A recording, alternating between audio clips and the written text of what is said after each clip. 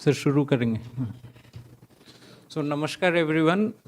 So this knowledge management session by its multidisciplinary nature is a part of integral part of human resource development at EDN and also the vigilance awareness management services HOD DTG, HOD HVDC RPM and subsequently is serving as GM MM HVDC VFD engineering and DTG.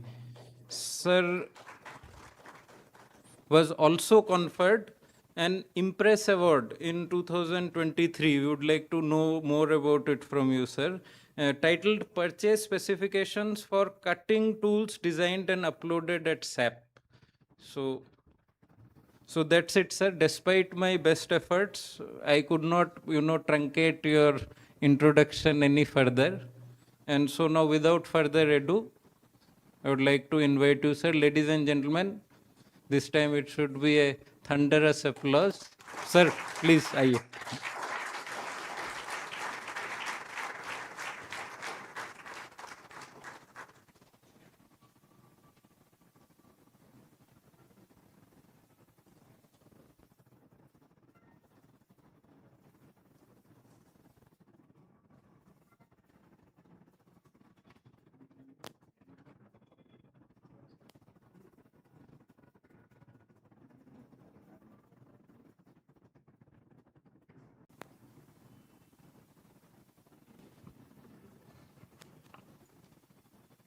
Hello.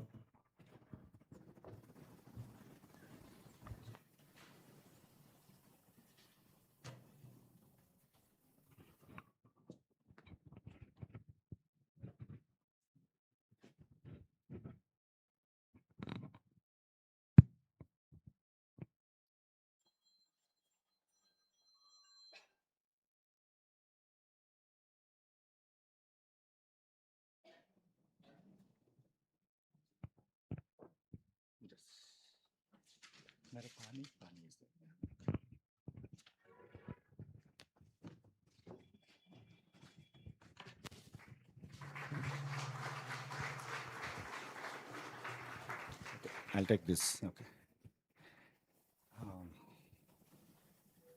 My dear fellow BHEL employees. This one is working. Both will work.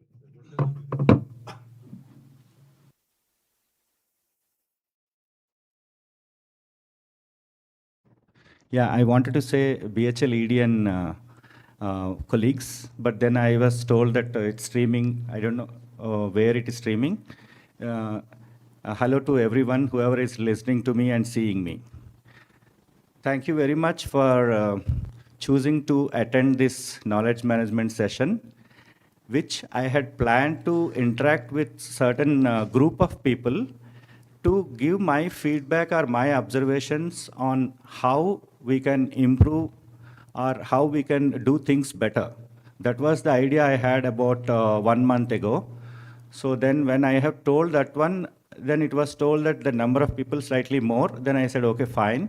Then second time it was told that no, more people are coming. Then finally, today is the day we are meeting and I want to share my experiences. Though it's written here as knowledge management session, but basically I want to tell about my stay, my journey in BHEL for this 39 years, what I have done and how I have transformed from an engineer straight from college to working in an industry in BHEL. And then I wanted to give some kind of, I don't say it's advice, my observations to the next generation who will take this BHEL forward. So as Amlan has said, I have joined on 30th of September 1987. Fresh from college, 21 years of age, and I came to Bangalore. That time Bangalore was it's about 39 years back. Bangalore, like any other city, was definitely different than what you see now. So we had no idea what is there in, I don't know frankly what is BHEL, even what they do also when I have joined this company. In fact, this job that I have got also was, I wasn't thinking of taking up a job. I wanted to do MTech, but my hostel mate, he said it's only ₹2.50 application form. He bought for me and just took my signature and everything else he filled and applied. And I am the only one who got the job out of my class of 40 people.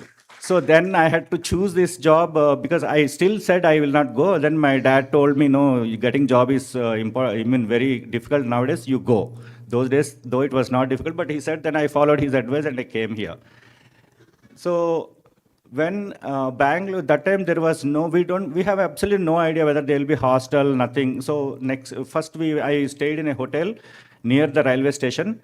And then when I came to BHEL in 222, one city bus number I still remember, from Majestic to here, Mysore Road, BHEL, we got down and we came inside.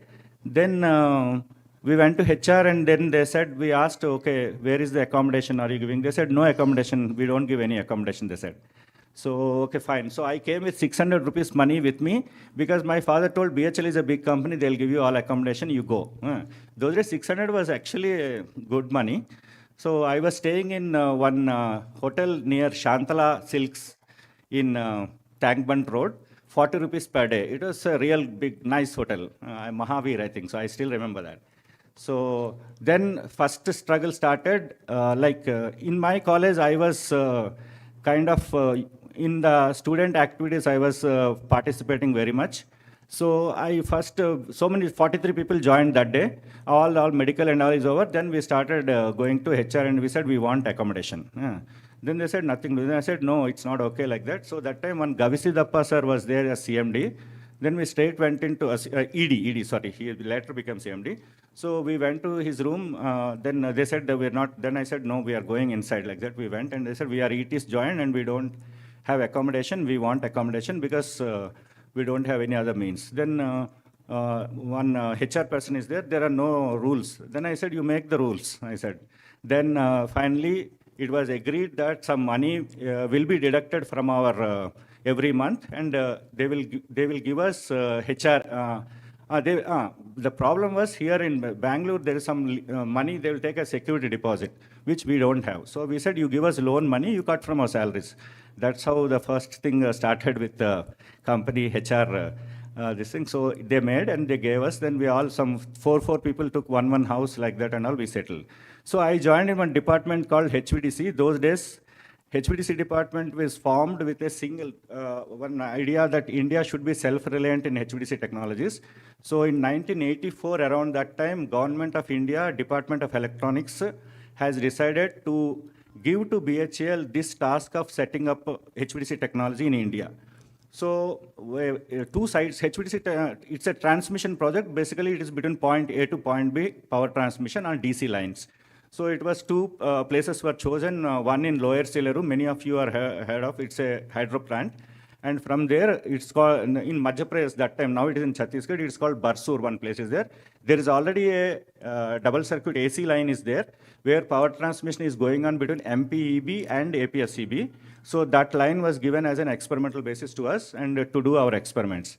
So when I joined, already the design of HVDC valves and the control protection was done based on, that time we used to have with the Siemens one technology, Semodyne and Semodic series modules were there, which were used in power plants. Basically, they are analog control cards and digital cards, like AND gate, OR gate, whatever it is. All these ICs are put on the cards and single Euro cards used to be there. With that, we have designed our first stage of HVDC project, 100 megawatts. When I joined, the design is over. It was in testing phase. So I participated in testing, and then we went in CPRI, there is a HVDC simulator. So we connected our systems to the HVDC simulator to create the faults and see how the control system was responding. So it was all new to me because what we studied in college, and this is all something different, but there were my seniors who helped us understand. And why I'm telling you this one is because the technologies that we used that time and the technologies now you see when you joined in 2012, 2008 and all these things, they're very much different. So for any modification or any mistake that you do in your design, there is no just change software and downloading, not like that. You have to stand on the panel, behind the panel, unwrap the wiring and connect your signal again back properly, and again do the testing like that. So mistakes will happen and you have to do like this only. So it's fully hardware-based design, no software involved actually. We don't even know what is software. So once that is over, then we And those days, there were no desktop computers available with us. And there was a computer room where there will be only 3 computers. There is nothing called Word. And whatever we want to write, everything we used to write with a carbon sheet down, and 1 copy for us and 1 copy for giving to the recipient. And we used to keep. So, and drawing, there is nothing called AutoCAD. We used to have the templates of the modules on a paper, A3 size paper. We used to stick and draw our circuit and give the names, signal names and all, give to the drawing office, and they will draft. And there was no AutoCAD those days. They used to use drafter, and everybody with drafter and well, what we did, mini drafter in our college. So like the drafter used to be there, and they will draw, and then they'll give us for correction. We used to do correct everything. So these are all so time consuming and so slow in working, and that was the speeds that are available those days. But with all those things, BHEL being BHEL, we used to have deadlines, and okay, deadlines used to be there, which with this kind of facilities may not be possible to achieve, but still there were deadlines.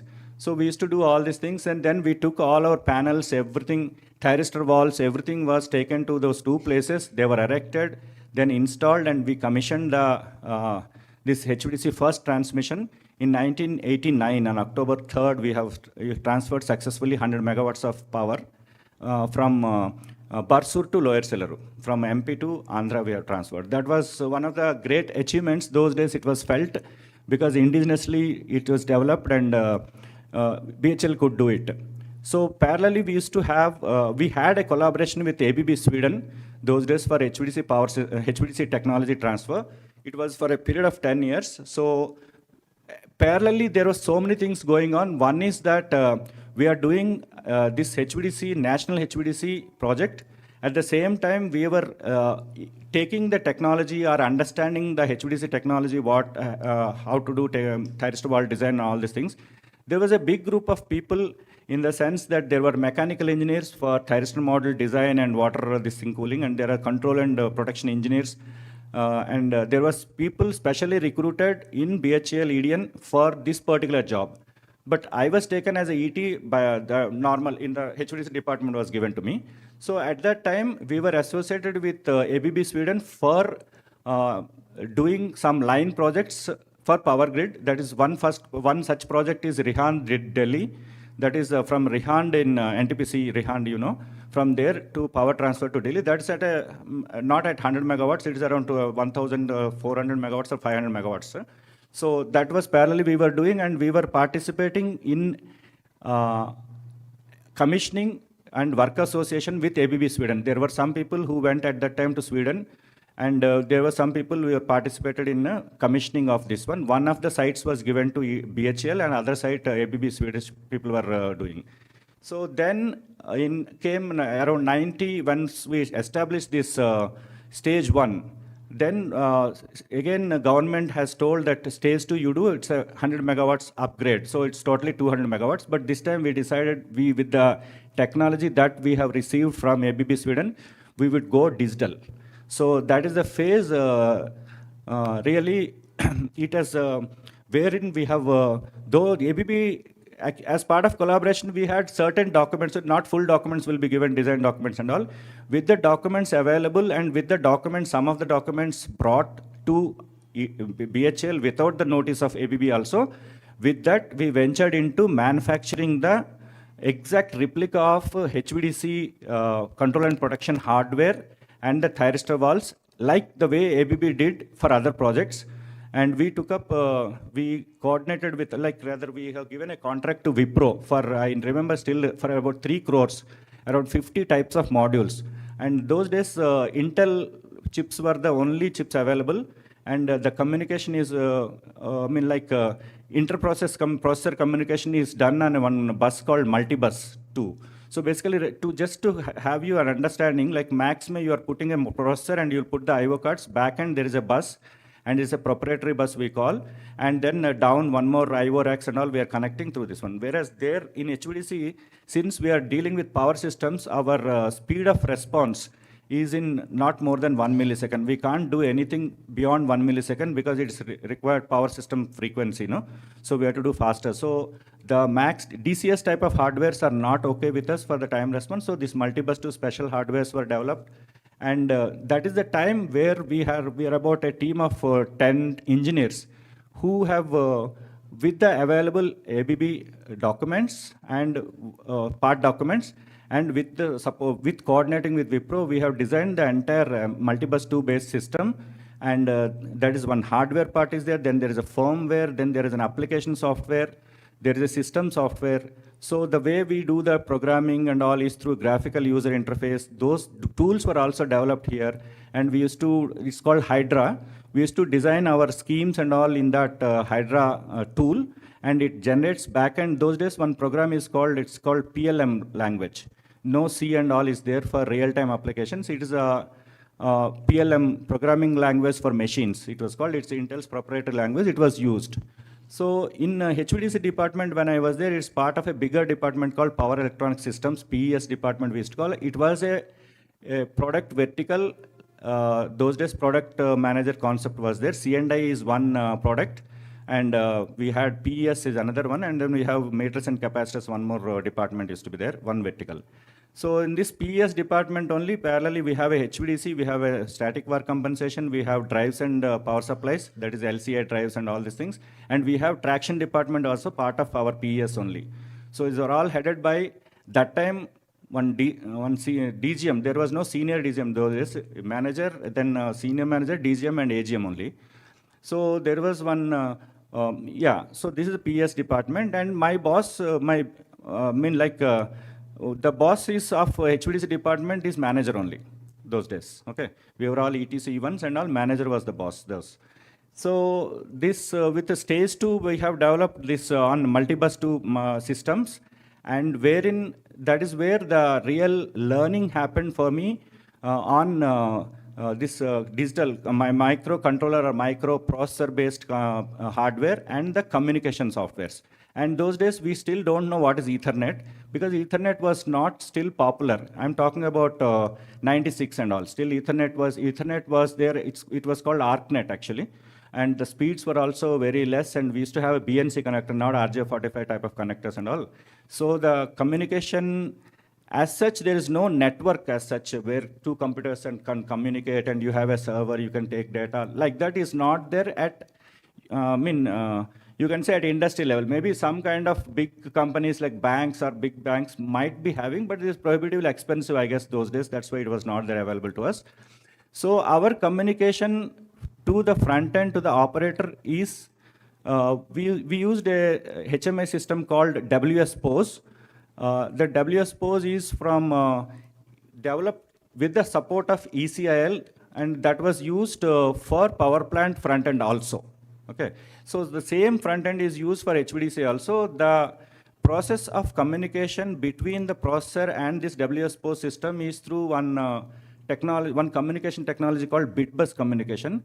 The speeds were very, very slow since the name itself called bit bus. So speeds are very less, and the amount of data that you transfer is, some limitations were there.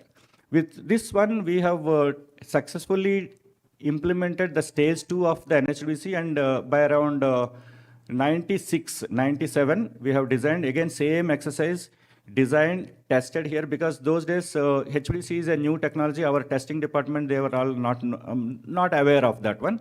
So whoever is the designers, we only used to go and test. We used to take it to CPRA, do the testing at simulator, then take the system to sites and go and commission there. This is the whole cycle. So this is about 87 to 96, 97, about 10 years. This HVDC was my main focus area, the area where I have worked. Parallelly, during that time, we were also doing this, with this HVDC, whatever we are doing, we were thinking how we can use this technology or this hardware to some other applications. Then this concept of switchyard control came, because mostly in HVDC, we are doing the switchyard control. So we wanted to do the switchyard control applications. Till earlier, those days, actually, controlling switchyard was not a major focus in the sense they used to have a mimic panel, it's called. they used to control the breaker and isolators with some switches, and there will be some analog meters.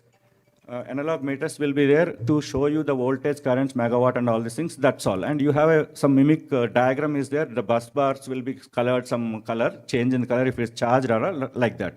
But then came slowly, power grid was the main controller, having the more switch yards in their this thing forte. So they were having how technology is changing in the world. So they wanted to have SCADA systems. So the first SCADA systems were that time imported and supplied either by ABB or Siemens or GE. So then we have conceived this SCADA product as such with this experience what we have gained in HVDC. Then with our hardware of IBS, this is one multibus hardware we have developed and one IBS hardware we have developed. So with that one, we have conceived the product called SCADA.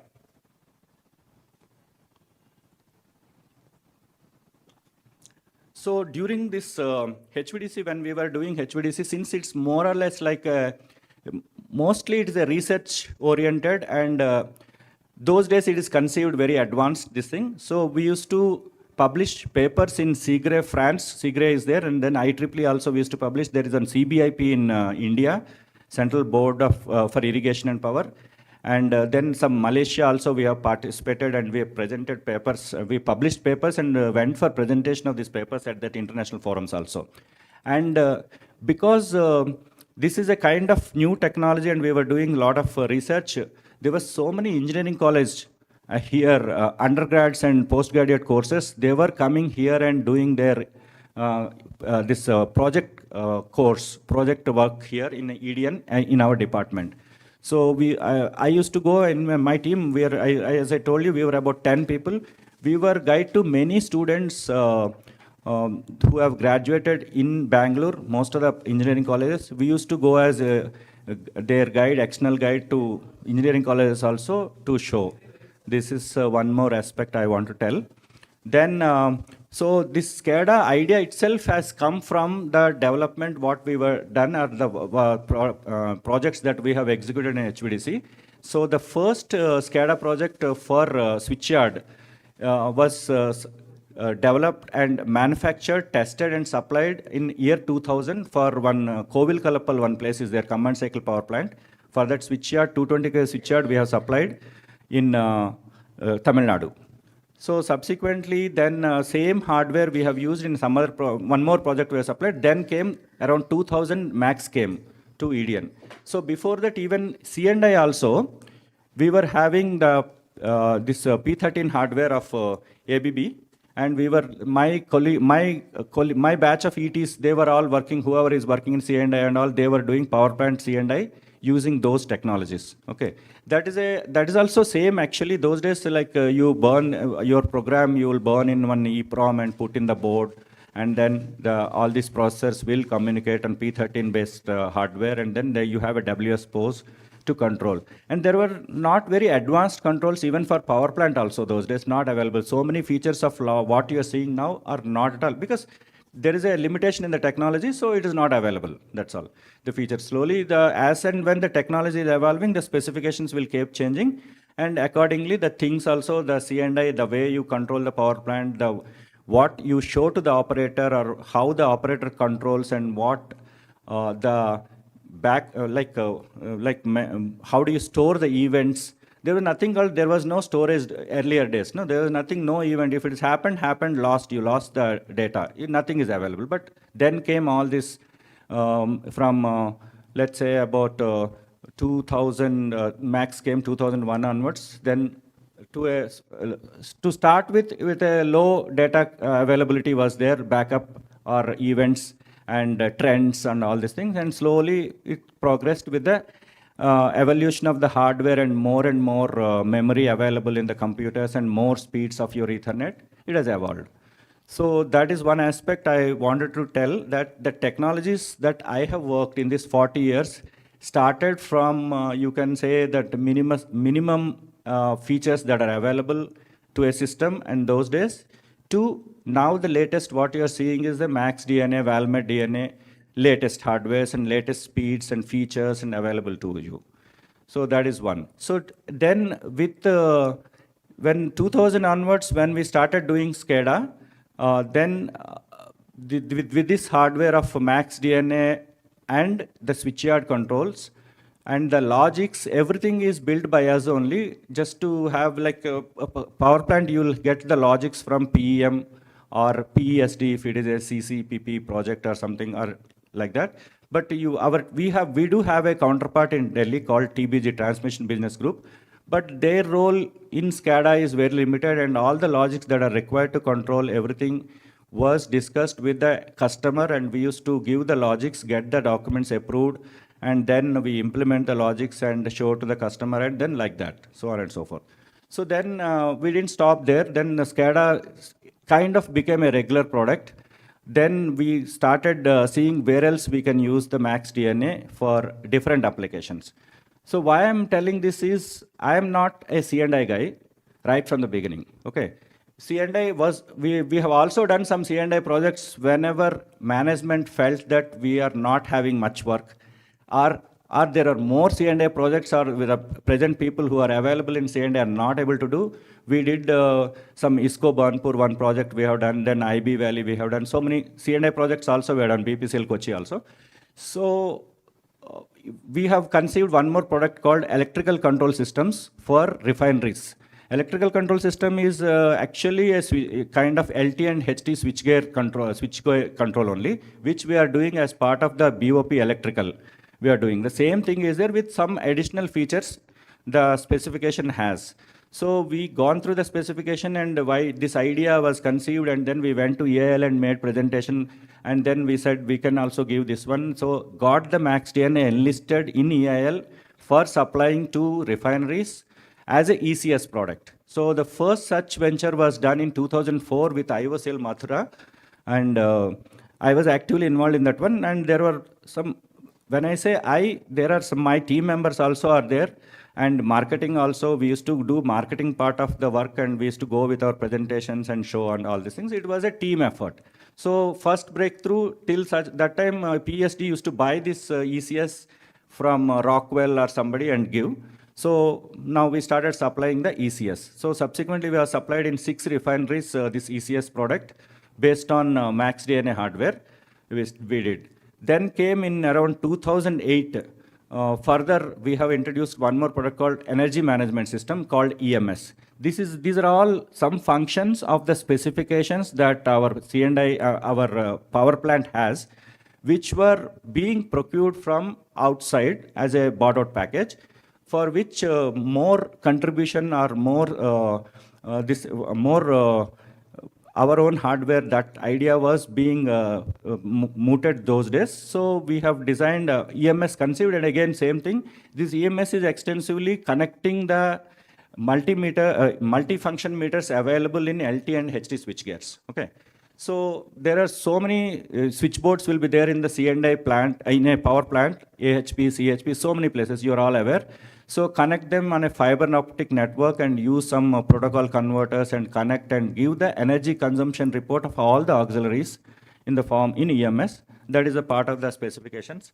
And basically in any power plant around, there is a limitation that is being monitored, how much in a 500 megawatt, how much is the auxiliary consumption and how you can improve.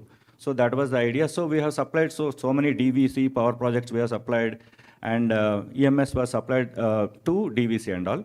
So then subsequently we had, as part of this SCADA, switchyard SCADA, we have a LDC interface that's from the switchyard side.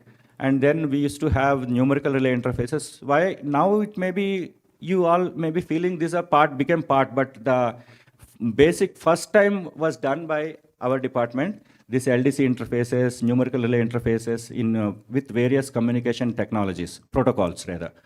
So around 2008 and all, the switchyard control, the SCADA that whatever was called SCADA, they changed the name of the subject called Substation Automation System, SAS they called, and they introduced a protocol called IEC 61850. With that, the whole, our idea of supplying Max DNA based SCADA has been, we couldn't participate in those tenders because SAS is the requirement, where Bay Control Unit is the concept has come, which is somewhat identical to the numerical relays that are available in a power plant, in a switchyard. So numerical relays those days were manufactured by only MNCs with Alstom. They extensively Alstom numerical relays were used, ABB and all these things. They all used to communicate on one protocol, IEC 61850. Then they said that BCU should be there, and then which will control the base and all these things. So we were in the beginning days, we were not able to participate. Then subsequently, then we went to R&D and we wanted to make a BCU, and there was some, with R&D support, we did make BCU, and we have supplied in 4 into 270 megawatts, our Bhadradri project also with BCU, with IEC 61850 protocol. So that is one more. Subsequently, what happened is that R&D's hardware, whatever they have designed the platform, that some obsolescence of components was there and all, and there was not much of what I would say, competition has become more, and the prices, we were not competitive on the cost front. And then after failing in some tenders, we decided not, we will not participate in IEC 61850 tenders anymore. So I think now we are not participating. That's up to, let's say, 2012 and all. So in, again, one more new product is called a distribution management system. In 2005, see, like SCADA, we were always focusing on electrical switchyards, electrical networks. So from high voltage, when you come to your distribution at 11 kV and all 450 volts, when we are doing in a town or a city, there is a concept called distribution management system, which is not so prevalent in India, the features that it has. But there are now in Bangalore like this and all, it is coming under the like ring main units you may be seeing in front of EDN, RMUs it is called. So basically, how do you make your power supply to a city reliable and available? So a lot of, there are some components are there for that one. In DMS, they are called auto reclosers, sectionalizers, and there is so much hardware is there to prevent disturbance in the electricity grid network, electricity of houses or something. So earlier, so if you see that there were used to be RYB, 3 wires will be going, and when there was a wind, they will be swaying like this, and sometimes they will short, and you will see it and power goes off. That's not happening anymore, because first of all, we have changed to that 3 wires to ABC. It's called air bunched conductor. You will see black wire cables they have removed, are they going underground to prevent these failures.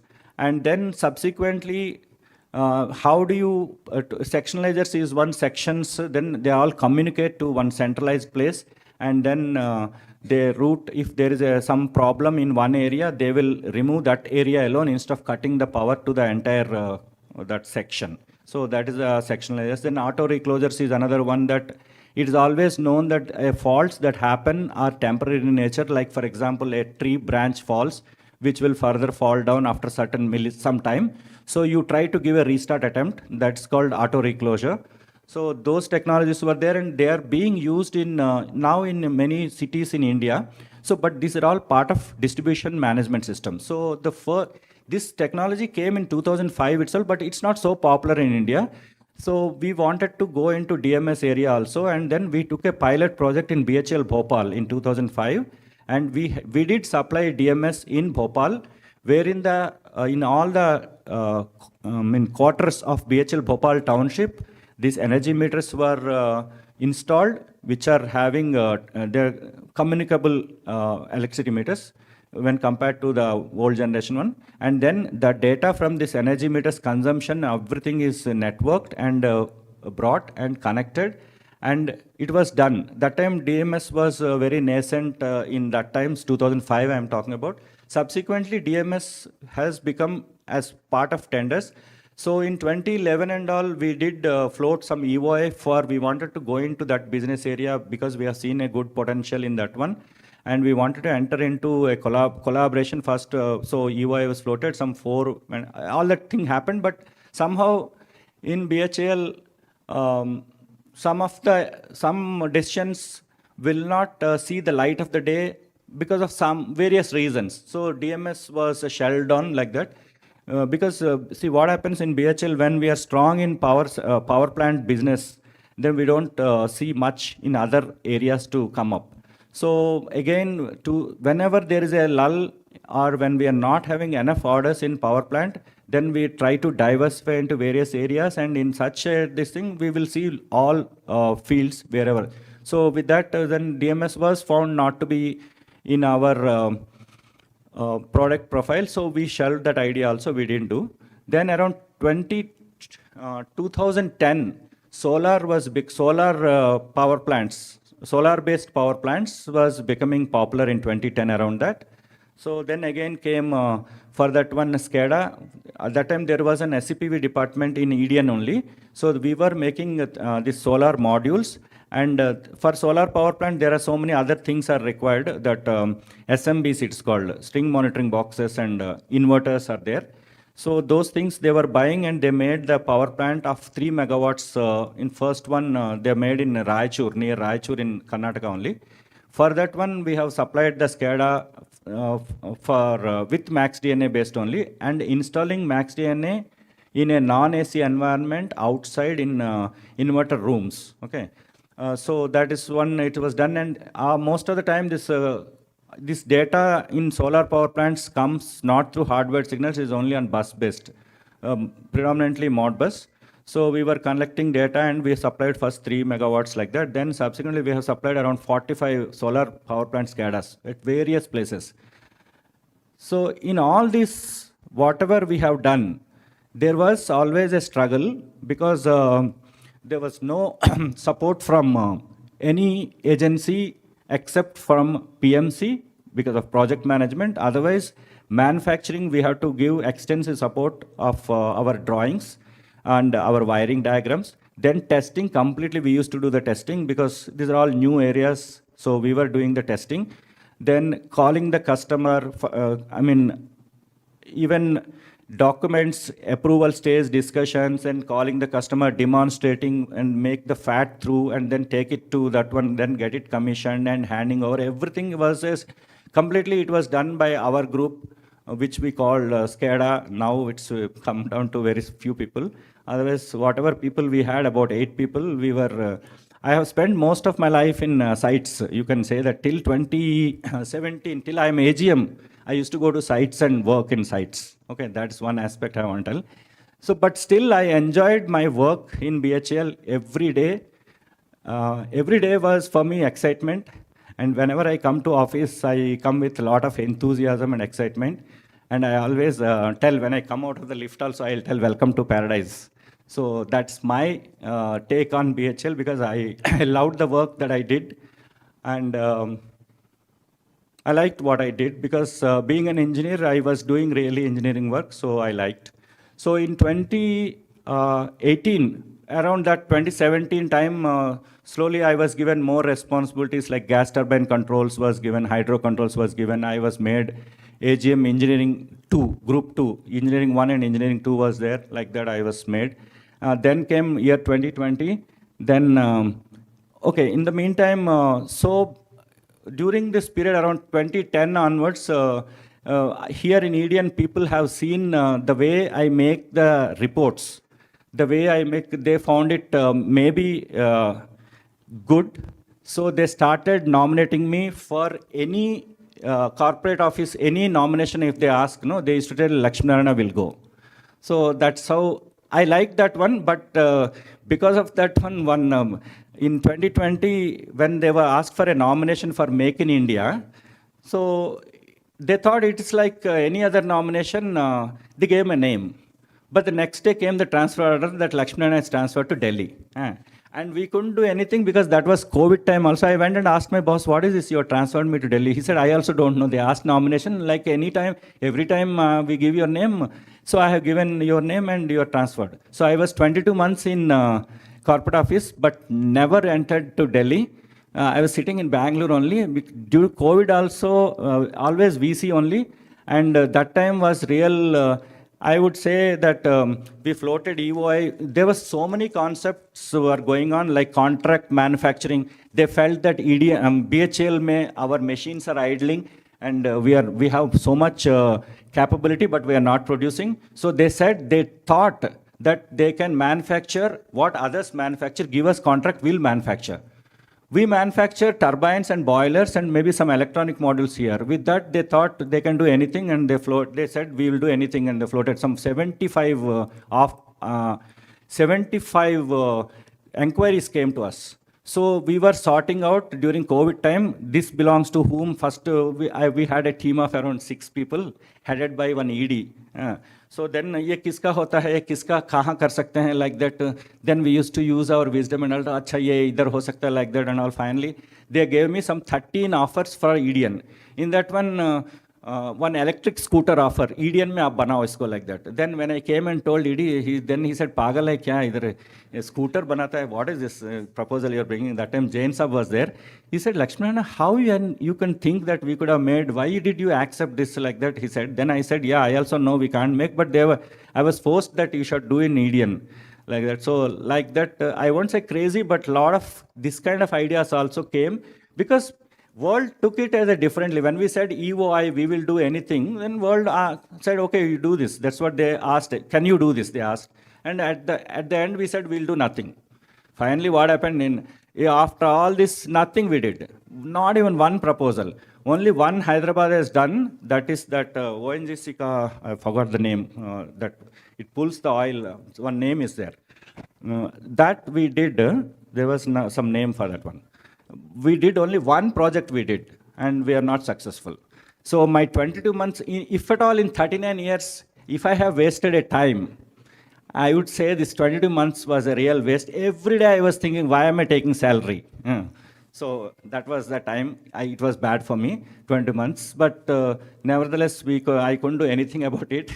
So I was there 20 months. Then somehow, by grace of God, I don't know how I am transferred back to EDN also. I said, every time I used to tell my boss, I am not doing anything, then we are not doing anything under Make in India, like that. And I used to tell, but he said, this is management decision and we have to do whatever they ask to do. I said, fine, but what are we doing? We are not doing anything. So that was the, so when Bani Verma madam came, that's the time, exactly that month only, I also got my transfer order back. Then she said, you have come from corporate. I said, I have come from our corporate, but I am from EDN only, I said. Then she asked where you want to join. Then actually, by the time, nobody wants me actually, wanted me. Because now, you know, in EDN, no, 22 months you are away, nobody wanted me. Then, ठीक है, आप DTG में रहो. So I went to DTG first. Okay. So that's how I went to DTG after 22 months. So basically out of sight means you're gone, you're not there. So I was put in DTG and after some time, then I came to So then I realized different. Actually, earlier also I know this thing, but being a engineering guy, and those days we used to have a lot of people also, and we had time. I won't say time was always critical because our deadlines were all very harsh. But still, when I came to only, I realized really what as engineers we are doing and how it affects the material procurement. That's really a fact actually, which I want to tell. I have noted down some things. This is the only thing I noted down. So then procurement is actually, we have a lot of rules, okay? And we can't buy material as we want to do, or even though we know that it's possible you can do like that, we have rules and we have to follow the rules. Then I realized arranging material is so difficult, I won't say. Arranging material on time is a challenge. That's what I thought. Then how to do, then we found certain, within the available rules only, we found ways and means to overcome our hurdles or difficulties, and we faced the challenge.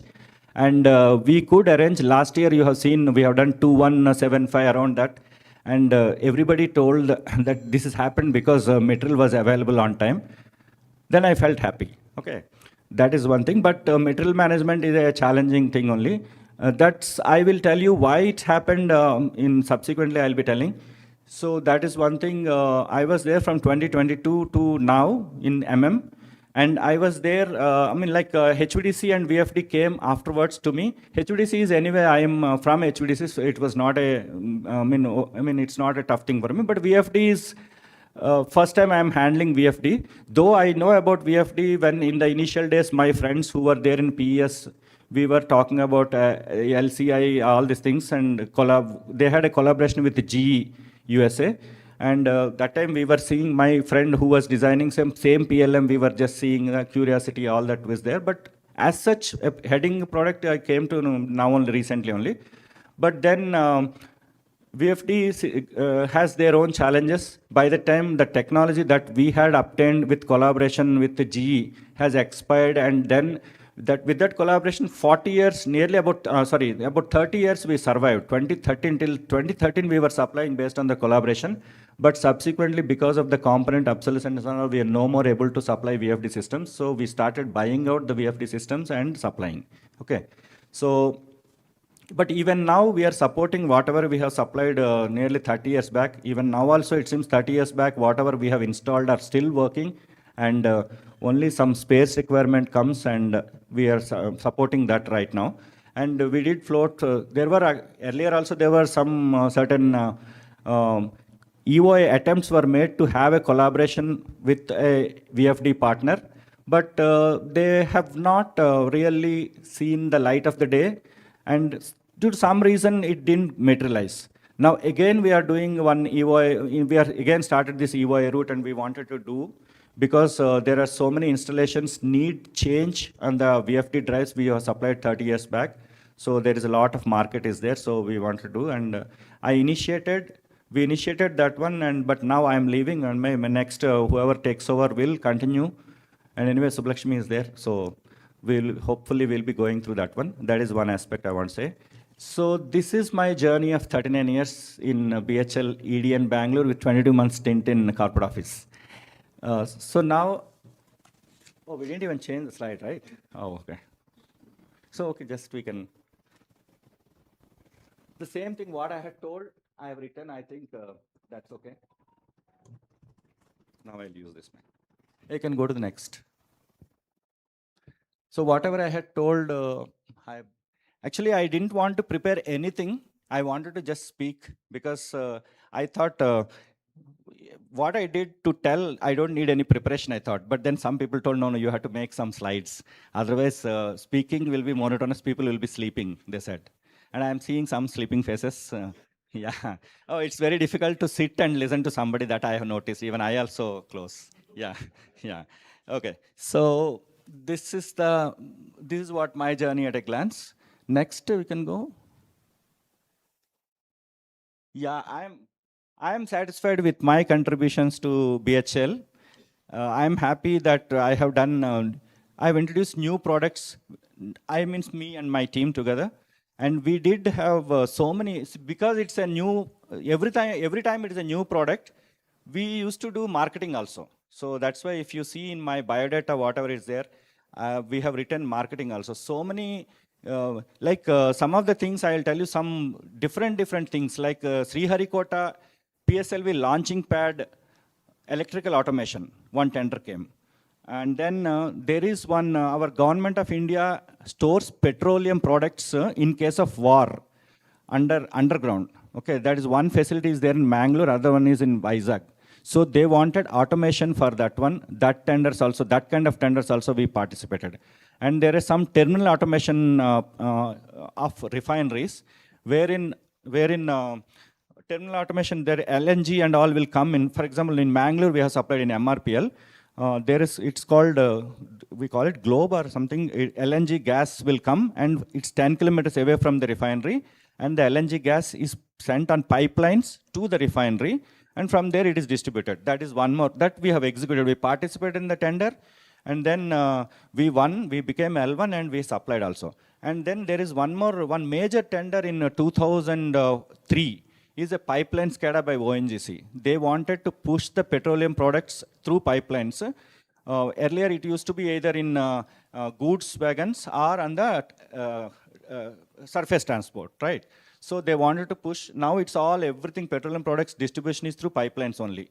That's why you don't see so many petrol tankers on the highways nowadays, no? So every refinery pushes their petrol products through pipelines. So that pipeline SCADA was one more tender. In 2003 itself we participated, and multiple rounds of discussions happened with ONGC, but we lost on the price front. Okay, there were so many abroad vendors are also participating. Okay. So like that, we have done so many different things other than C&I. So that is why I'm very happy for my tenure in BHL because we did something different with our team. This is my contributions. Then, yeah, next. This learnings is, I was thinking what I should write. Then I thought I will. Okay, one more thing is I have not used ChatGPT. Okay, I want to write my way only. So first, then I entered. Then ChatGPT is giving so much English. Then I felt I don't want this English. So I have taken only the. So these are the things I don't have to tell you. These are the lessons every one of you have learned, and many of you are doing much more hard work than me. I know that. I know some people how much hard work they are doing. I'm not telling I'm great, but I did contribute to EDN. That's what I want to say. And some of you who are working hard, please continue to do hard. But there are certain things I want to say there. Like for example, you see the last one. What are lessons we have learned? Conduct and appearance. Okay. So these are the things nowadays we don't even tell. But earlier, my bosses, when I was like, let's say maybe E3 level or something like that, this conduct and appearance was given very importance. Like my bosses used to tell, if the shirt button is open, they used to tell, put your button like that. If the shoes are not polished, why did you come to office without polishing? And if you're not pressed your clothes and come. So we don't tell any of you those now, but those days bosses were like that. And that is because you can say, I have seen one generation above me. That time I considered myself youngster. And then I said, what are these people, old people like that, I used to think. But then then my next generation joined. But then when we became old, we stopped telling all those what my bosses told me. But I still feel this conduct and appearance is very, very important because we are doing business. And when we are doing business, we'll be meeting different people, okay? Let it be vendors, customers, our own unit friends, some other unit people, sister unit people, everybody. But your conduct, your appearance matters a lot. That's what I feel. If you, and I want you to follow this. Come neatly dressed and see that you are presentable, okay? I want to start from the last. Then the next one is professionalism and time management, okay? This professionalism is a big word, okay? Professionalism is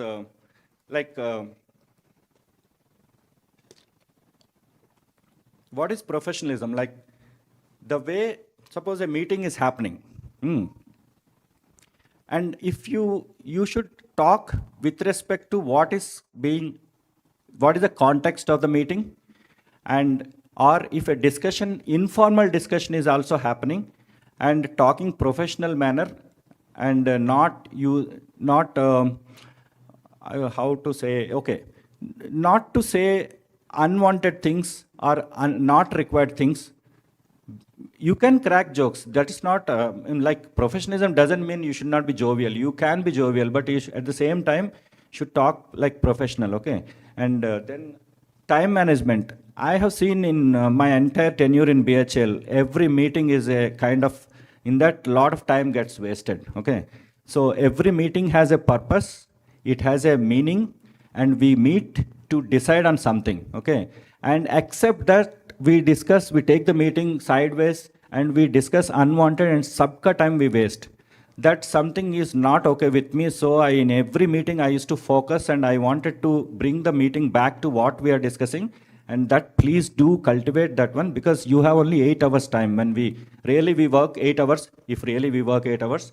But in our 8 hours time, you have to know the time management, and you should use properly, and you should also not waste the time of others also. So any meeting you should go prepared and contribute to what is required in that meeting by you, and then you have every right to tell if the meeting is going haywire or not being discussed, that particular point for which the meeting is happening. You can always tell, no matter whichever meeting it is. It's always a good thing, okay?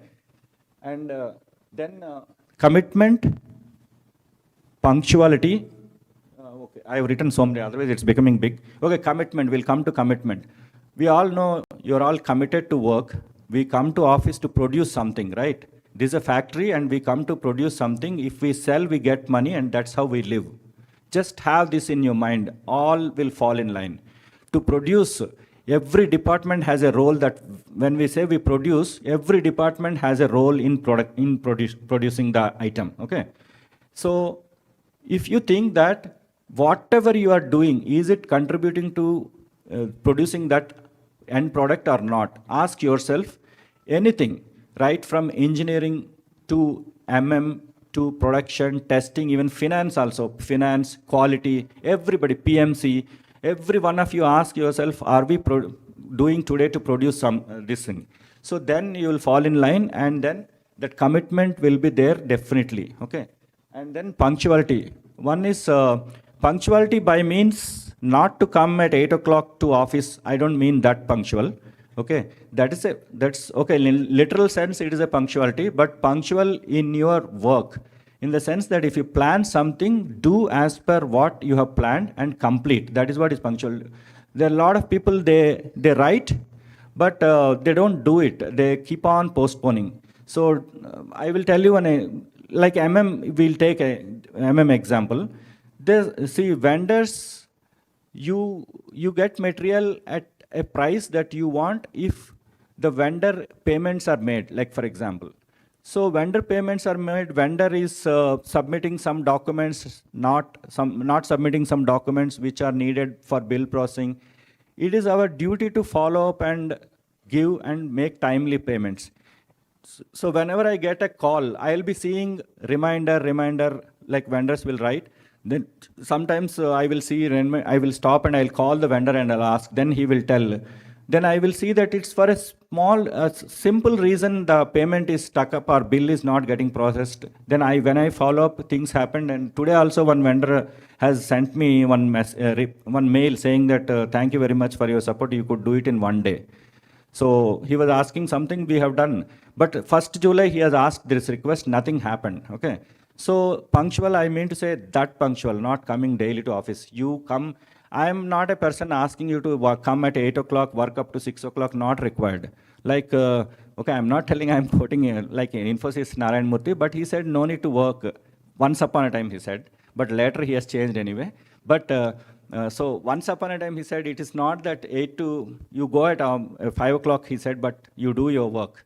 So that is very important. What is the output that you are giving? That you matters a lot. So that is what is punctual. And then cost and time consciousness. Time is one thing, is a invaluable thing. So 1 minute gone means it will never, you will get back in your life. And same thing applicable here in the factory also. If we lose the time, and if material is not there, our resources are idling. So that time will never come. How much material, even if I give double the material later, that production is lost. Okay, it's lost forever. That you all know anyway, I don't have to tell you. So be conscious with respect to time and cost also. Cost is engineering friends have to see, and there are many vendors in India which we are not exploring. That's what I've realized off late.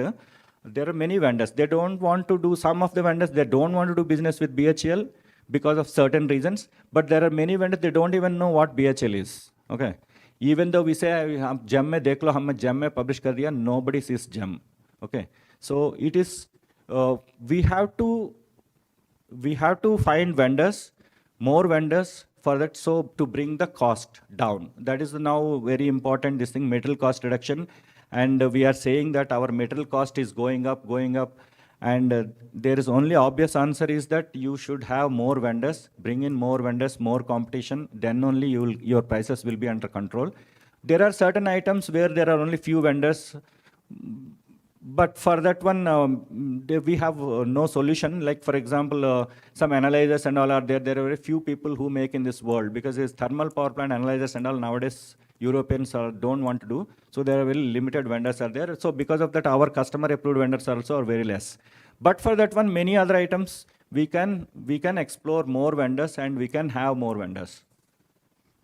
Then is the important one is effective communication skills. Okay, communication, written communication, oral communication, everything is very, very important. The way you communicate, the way you tell your point, in a tone that is acceptable, not hurting the opposite person, and at the same time, to get what you want. Or what you want means basically whatever you are telling is appropriate, that proper communication should be there. Similarly, written communication, I am seeing, actually people don't even write proper English also nowadays. I am just seeing my mails that I see, the spelling mistakes they do, the grammatical mistakes they do, it's not okay. We are professional company and we should not do like that. Now, if you want, you take now ChatGPT help, but write proper way, which is not okay, I'm seeing. So you should improve this one also. Those of you who are doing, otherwise it's not for everybody. Then documentation. Documentation is very, very important. Why? Because I have seen the documentation of ABB Sweden. That is how I know what documentation is. With respect to that, if you see our BHL documentation is very, very bad. We don't even give proper documentation, like O&M manuals. I tried to discuss, then we realized that for a power plant, the way the O&M manuals have to be written, it's a Herculean task. Somebody scared me. But then, see, in a power plant also, if actually what is an O&M manual? O&M manual should give you the full information of a power plant properly. We don't have that boiler. Like for example, one example elderly in ABB Sweden, the thyristor valves, they will have a nomenclature. T means they're all related to thyristor valves. That binder will be there. Any plant documentation, it will be there. T, C like that, P like that, protection, control, thyristor valves like that, it is there. And plant circuit diagram, it is called. Each and every detail you can have in that one. So seeing that, I thought we should make a power plant documentation like that. Then I did convey this to Delhi people, also corporate. I spoke also certain, whoever is concerned, when we said, then I showed this document shared. Then they said, this way we can never make. And 39 years passed, we couldn't make. And I don't know we'll be making. But you just check how Siemens power plant documentation will be there. Any other multinational you see, they will spend a lot of time on documentation, because it is very essential for you also to retrieve what has happened earlier. Everything, how that plant documentation is there, is very important. Even whatever we are doing here, that documentation also. In engineering, we submit a lot of documents for approval. You see the documents, how they are written, every line, whether what you mean, what you're writing, are you giving unwanted information, all that you have to see. Just not the earlier one, you copy paste kar diya, aisa nahi. You should give a proper documentation. And presentation skills also. So basically now because of the reduction in manpower, we are occupied with normal day-to-day work so much that we don't have time to do presentation. For presentation, I mean some seminars, participating in seminars, and yes, that will give you visibility, and you will get to meet people. Networking will happen, participating in the seminars and publishing papers and all. That's a different thing altogether, but we are not having, I don't say time, but we are hard pressed for our day-to-day activities itself, and we have a limited manpower, so it's not happening nowadays. That is one area I feel we should do something about it, but we just take it as a point from me, if possible. There are still people are presenting papers, CGRE is asking for papers, everywhere it is there. We are not doing it. Earlier we used to have a IEEE membership also, we used to have CGRE membership. All that we have cancelled now, because nobody is presenting any papers nor participating in any discussions, nothing is happening, so everything is cancelled. And this problem solving, taking responsibility, always reachable, dependable, these are all problem solving. Is it's not only, and what I meant is not some engineering problem solving. Problems are everywhere, okay? In every function, every role of yours, there is a problem. There will be problem, otherwise there is no challenge, right? So there will be problems. Then how do you solve the problem? With the data or with the past experience that you have, the problem solving you should do. Instead of not solving and keeping the problem, you should always, because it has a bearing on something else is getting stuck, because if you don't solve the problem, something else is happening. So you should be able to solve the problem. See, because here in this room, most of you are managers and above are there, most of them. So we have about, let's say 15 years service in this company. So we are the best people to know what is our product. And we should have seen all the problems that has happened earlier.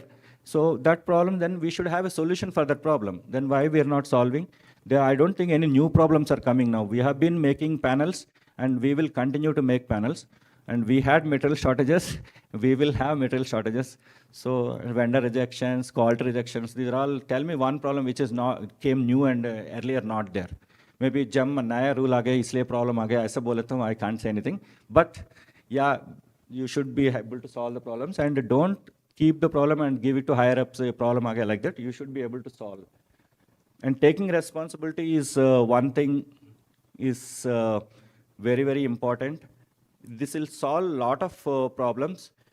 See, I want to only drive one point. You ask yourself, BHL is paying us salary, right? So have you earned your salary today? You ask yourself. Then the question you will answer. So taking responsibility means that. So you are responsible for whatever you do. And at the same time, because you are working for BHL, I felt like that. So that's not okay. Actually, if you are claiming phone reimbursement, you're supposed to be available on the phone. Okay, otherwise don't take phone reimbursement. Okay, I have not taken phone reimbursement, but I am reachable. Okay, then dependable. Dependable is one word. No, if I go to that person, I can. That's what is the trust or the dependability you should have. Like, you should, if you have the passion, that then all this you will understand. Okay, this is what I want to say, dependable. And then planning and organizing, we went to HRDA in Noida, and there were a lot of sessions on planning and organizing. They taught us how to do planning and organizing. I also did, I did planning for 1 week, 10 days max. After that, then I stopped planning. Because the way they told you write down everything and revisit, it's just not enough to plan. You just check whether you have implemented the plan. All that, again, we come back to normal. Basically, I don't think many people, maybe some of you may be doing also, I don't know. I was doing once in a while, then daily, I used to write also. What to do, I will strictly, some days I will enter. And then once it is over, I used to cut all that. But it won't happen on a regular day-to-day basis, though we have, because the to-do list is more, than to write to-do itself is another task, so I just stopped. But planning and organizing is actually important. But now I agree, because you people may be having, because of limited resources availability, work is more now. So maybe not possible. Maybe you are planning in your mind, it's okay, but please do plan and organize and execute your plan. It's not okay to just write, do the planning and not executing. It is, you have to do that one. Then there's so many, focus. The main thing is this, understanding the project requirements. This is the first thing. Read the spec thoroughly, read. There's so many issues will be resolved if you read the spec properly. And whenever customer asks, if you know the spec thoroughly, we can also reply. There were many instances we had 1 hour argument because spec was properly done. So it's very important. Maybe you will say that NTPC spec is the same always. I don't know, but our specs were kind of different. So understanding the project requirements at the same time, see what happens is sometimes, we wanted to do in a certain way, and there is a result, there is a target, and we want to meet the target, and we will not be achieving the target for many reasons. But that shouldn't stop you from trying, okay? So I failed, like that, result ek bar nahi aaya, like that. Always keep this in mind, that if there is a target given, so you should try to achieve the target.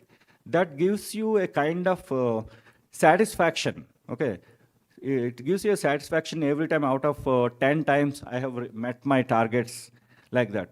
So it's very easy to tell that I couldn't reach the target because of something else. Okay, that's easy to tell, but try doing it, then you will enjoy.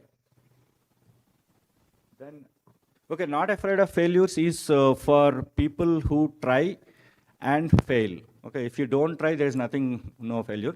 So basically, this I have written because sometimes there will be some new requirements in the specification, which we wanted to do in one particular way, and that may not work. Okay, that you might have failed in your whatever you wanted to do, but there is always another solution, another way of doing it. Try to do, so don't become like, okay, I failed, it will not possible, like that. Don't have that one, because you are trying. The point is you are trying, okay? That is important, okay? So that is what I want. These are the things, lessons, the heading is learnings, no? Yeah, learnings, that's what I had. The reason for these are all, I won't say entirely because of my bosses earlier what I had seen certain bad things in my bosses, then I realized I shouldn't be like this. So some of the things, whatever I have written were not by my bosses.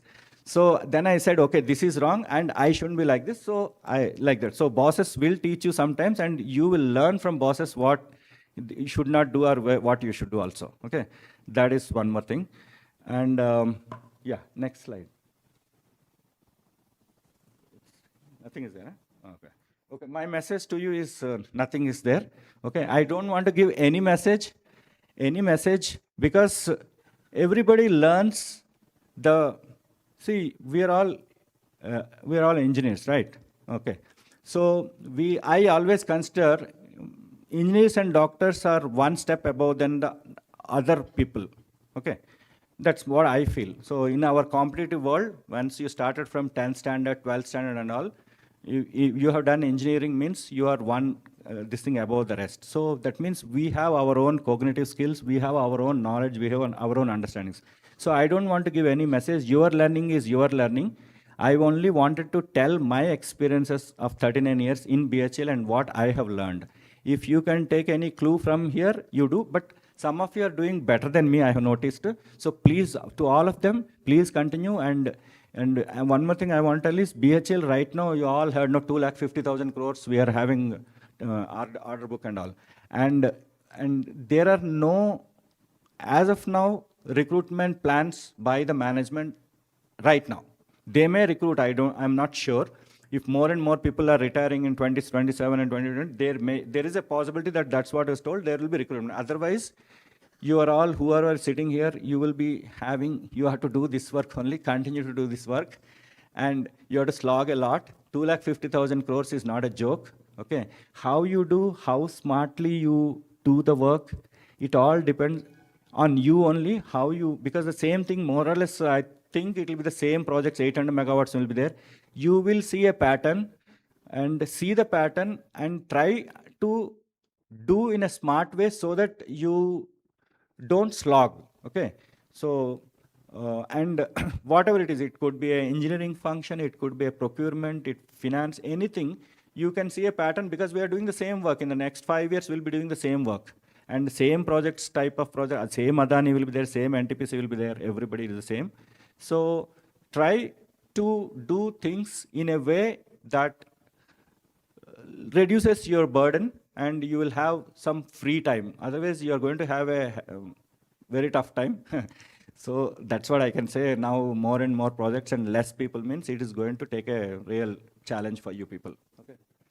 So next we'll see. Okay.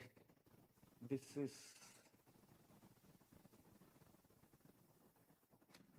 English. Okay, I just. So I had real good memories in BHEL. Some of the memories I want to share, like, see, when you do projects and when you go for commissioning and when some VIPs come and at that time your things don't work. I had one example, like, so I said our NHDC was funded by the ministry and the secretary, the next joint secretary of Ministry of Electronics. That day he came, that was stage 2 of NHDC project, and he has to start, okay? When he presses a button, everything will start. Actually, HVDC project, just before that, no, we were pressing, something happened, it's not starting. Then we traced and we found that's the communication signal has to go. When he presses, that will go and backside and things should move, take off, and it didn't happen. So then everybody was in panic. Then we had some, then they said, Kuch nahi hota, don't worry, we'll manage. How we managed is, so where the start command actually goes, there we have to short this thing, no? So we said that, okay, I will manage. So I said, I will coordinate with the secretary. Okay, 1, 2, 3 will tell. When I say 3, you just touch, I said. Then fine, everybody said, my bosses, everybody is there. All because he is a joint secretary, no, so many people came. So he said, sir, now you say, sir, this is the start. You press, sir. This will now this power flow will start. He said, okay, fine. Then I said, okay, the countdown starts. The backside, I looked at everybody. The one fellow, yes, he said. Then I said, 1, 2, 3. And suddenly he was about to take, then I pushed his hand to this thing, and 3, they started, power flow started. No, I wanted to ask you one question. I said, now you ask, I said. So, like we had, because he wanted to ask, so I was about to say 3, and then I saw this thing, I pushed his hand, and then I finger, then I said, yeah.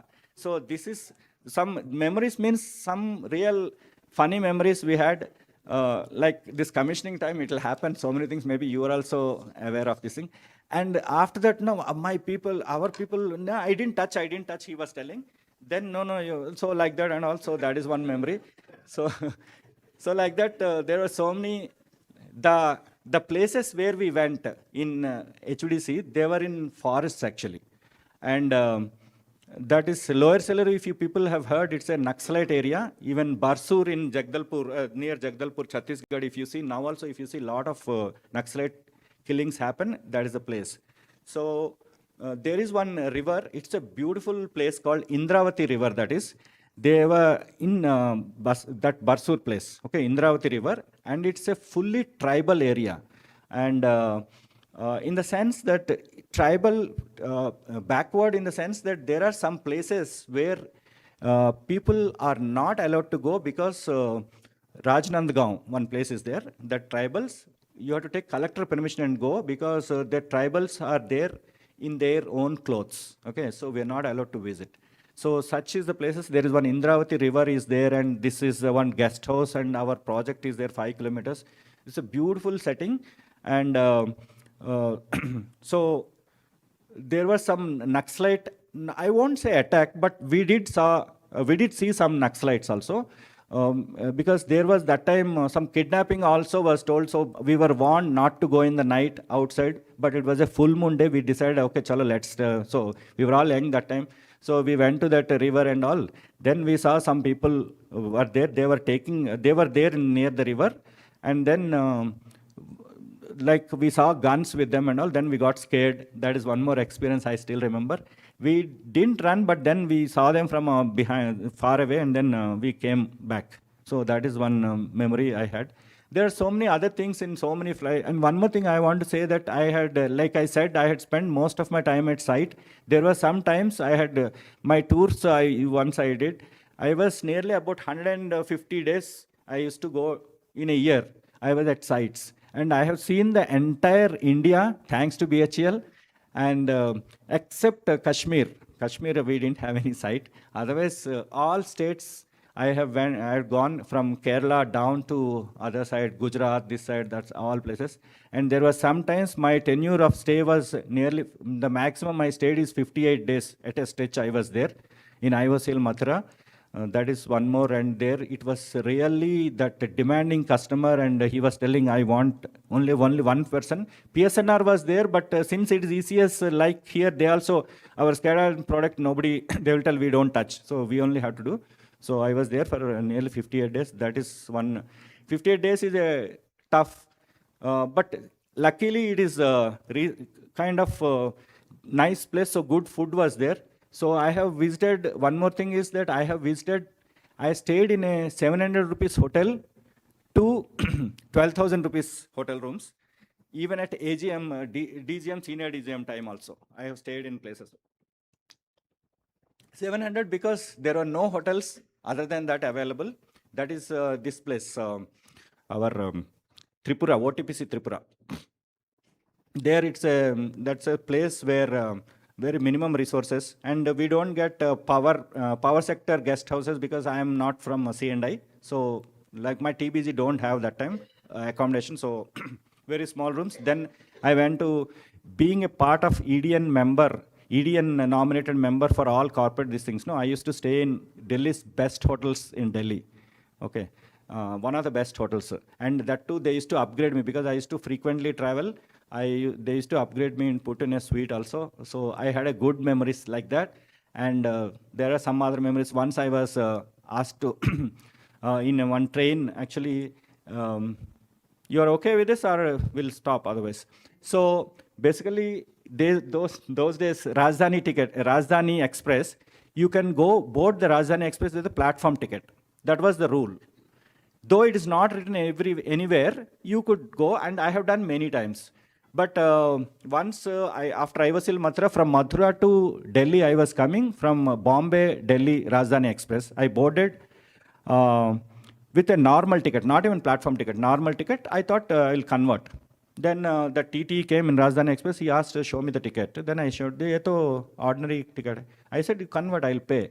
Then he said, no, you can't board a Rajdhani Express. I said, I can board with platform ticket. इससे ज़्यादा है मेरे पास ticket. Why you don't allow me? Then he said, आप कहाँ से हैं? He asked. I said, how it matter? I'm from BHEL and I'm a government employee. I said. Then he said, okay, the rules have changed. Now it's not there. Then platform ticket you can't board. Then I asked, where is it written? Then he said, where is it written that with platform ticket you can go? I said, nowhere it is written. Then he said, yeah, the way it is, it's cancelled, he said. Then I said, okay, I'm not paying. I will pay to whatever you tell. I will pay. I'm ready to pay. Then he said, okay, my Bombay to Delhi into some times, he said, 6,000 rupees you have to pay. I said, I'm not going to pay. Then he said, this Hazrat Nizamuddin railway station will come. There I'll give it to the railway police. You settle with them. I said, fine, I will do it. Then he went. Then some passengers who were sitting there, then kya socha aap, they asked. I said, I will face the police. Then he said, sir, ये आप तो south लग रहे हो, ये north है. Sir, इधर का police से ऐसा नहीं होता है, sir. आप कुछ करो. It's not what you think in North India here. Like that. Then I said, okay, what I should do? Then they said, अभी आप कूद जाओ इधर से. His train is slowing down. Now the train is just that is one place near some place I forgot. Hardo, some place is there. Starts with H. From Mathura to this place. They said now some railway work is going on, track work. You just jump out of this train. Then there was a middle of kheti badi in a fields. So I just got down with, I had one suitcase. I got down and then I didn't know where to go. Then there is a one way, small way is there in the fields. One motorcycle fellow came. How come, kahan se aaye hain? He asked. Then I said, I came from the train. So I can see the highway there. Then मेरे को उधर जाना है. I said, he had one motorcycle. He said, पीछे बैठ जाओ. Then I sat. Then I took one, there's one sharing auto type thing is there. So 7-seater auto. So in that one backside, I was sitting with my suitcase like this. So one bus stand came there. From there, I took the Delhi bus and went off. So when I told I was thrown from a train and all like this, I did. All my friends started laughing. House mein people scolded me. Why did? But there is no way because that fellow scared me. It's North mein. If Hazrat Nizamuddin police means you will be. They will do anything to you. They'll first give you slaps. Are you ready to take? All that they started telling. I said, why do? Okay, anyway, that's what. These are some bad memories I had. Some very wonderful memories I had. So all this happened in my this thing. So I leave this place with a very satisfied. I would say working environment or satisfaction that I worked in a great place like called BHEL. Okay, and yeah, thank you very much for your listening and thank you.